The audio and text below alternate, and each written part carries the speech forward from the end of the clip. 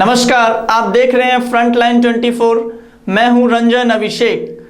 स्वागत है आपका हमारा विशेष कार्यक्रम देश की बात रंजन अभिषेक के साथ। आइए शुरू करते हैं। सबसे पहले हेडलाइन। राष्ट्रपति पीएम सोनिया केंद्रीय मंत्रियों समेत 10,000 हस्तियों की जासूसी करवा रहा चीन। चीनी वैज्ञानिक का खुलासा, चीनी प्रयोगशाला में बनी थी कोरोना वायरस। यूपी में अब बिना वारंट के किसी की गिरफ्तारी हो सकेगी। श्री राम जन्मभूमि तीर्थ क्षेत्र ट्रस्ट के महासचिव तथा विश्व हिंदू परिषद के अंतर्राष्ट्रीय उपाध्यक्ष चंपत राय ने उद्धव का किया समर्थन। उन्होंने कहा, कोई भी ताकत उद्धव ठाकरे को अयोध्या में घुसने से रोक नहीं सकता। संसद में आज से शुरू मानसून सत्र। अब खबरें विस्तार से। एक तरफ जहां चीन के साथ सीमा पर तनाव है और चीनी सेना घुसपैठ की कोशिश कर रही है, तो दूसरी तरफ चीन भारत के प्रमुख लोगों पर आंखें गड़ाए हुए है। एक रिपोर्ट में खुलासा हुआ है कि चीन की कुछ कंपनियों द्वारा भारत के राष्ट्रपति रामनाथ कोविंद से लेकर प्रधानमंत्री नरेंद्र मोदी, सोनिया गांधी और केंद्रीय मंत्रियों, खिलाड़ियों व मुख्यमंत्रियों समेत सेना के वरिष्ठ अफसरों और करीब 10,000 भारतीय हस्तियों की जासूसी की जा रही है।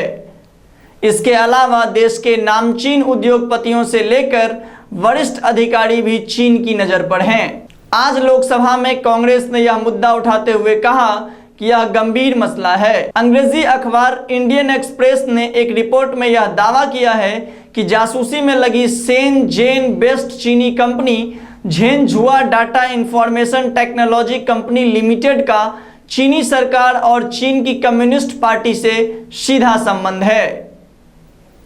कांग्रेस सांसद अधीर रंजन चौधरी और के सुरेश ने लोकसभा में चीनी घुसपैठ को लेकर स्थगन प्रस्ताव दिया है। कांग्रेस के लोकसभा में नेता प्रतिपक्ष अधीर रंजन चौधरी ने कहा कि सरकार चीन पर अपना रुख साफ करे। उन्होंने चीन द्वारा जासूसी के मुद्दे को लेकर उठाया। कोरोना वायरस को लेकर चीन पर आरोप लगते रहे हैं कि उसने इसकी जानकारी को दुनिया से छिपाया है। अब एक बार फिर कोरोना मामले में चीन का असली चेहरा दुनिया के सामने आया है।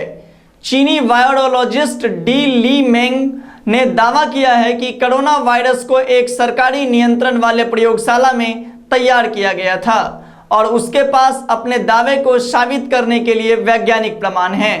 उत्तर प्रदेश की योगी आदित्यनाथ सरकार ने Uttar Pradesh special security force UPSSF के गठन के लिए अधिसूचना जारी कर दी है। इस फोर्स को किसी की गिरफ्तारी के लिए वारंट की जरूरत नहीं होगी।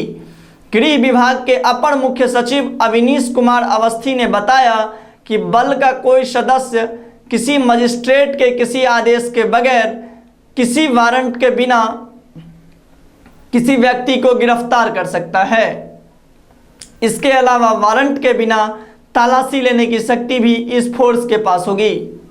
फिल्म अभिनेत्री कंगना और शिवसेना के बीच घमासान के बीच श्री राम जन्मभूमि तीर्थ क्षेत्र ट्रस्ट के महासचिव तथा विश्व हिंदू परिषद के अंतर्राष्ट्रीय उपाध्यक्ष चंपत राय खुलकर उद्धव ठाकरे के समर्थन में आ गए हैं। उन्होंने मीडिया से बात करते हुए कहा कि कुछ साधु संतों ने कहा है कि वे महाराष्ट्र के सीएम उद्धव ठाकरे को अयोध्या में घुसने नहीं देंगे। मैं कहता हूं कि किसी में यह ताकत नहीं कि उद्धव ठाकरे को अयोध्या में घुसने से रोक दे। मालूम हो कि हनुमानगढ़ी के कुछ साधु संतों ने महाराष्ट्र सरकार की निंदा करते हुए सीएम उद्धव ठाकरे को अयोध्या में नहीं घुसने देने की बात कही थी। अब चंपत राय के बयान के बाद माना जा रहा है कि इस मुद्दे पर अयोध्या के साधु संत दो गुट में बंट सकते हैं। सभी खबरों पर नजर रखने के लिए देखते रहिए फ्रंटलाइन 24।